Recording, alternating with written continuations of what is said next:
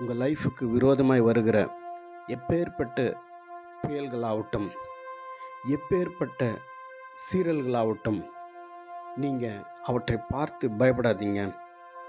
அதுக்கு பதிலாக நீங்கள் ஒன்று செய்யலாம். அதிகாலையில் எழுந்து ஜெபிக்கலாம். அதிகாலையில் கர்த்தர் சமூகத்தில் உட்கார்ந்து விண்ணப்பிக்கலாம், முறையிடலாம்.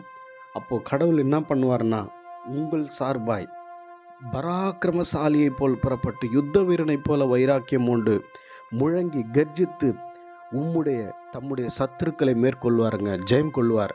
ஏன்னா கர்த்தருடைய ஊழியக்காரரிடத்தில் அவருடைய கரமும் அவர் சத்துருக்களிடத்தில் அவருடைய சினமும் அறியப்படும் வேதம் சொல்கிறதுங்க. நீங்கள் அதிகாலையில் எழுந்து ஜெபிக்க ஆரம்பித்தீங்கன்னா நிச்சயமாக நான் சொல்கிறேன், கர்த்தர் உங்கள் சார்பாக இருந்து பெரிய காரியங்களை செய்வாருங்க. அற்புதங்களை செய்வார், அதிசயங்களை செய்வார். உங்கள் லெவல் வேறு லெவலில் போய் முடியுங்க. ஆமென்.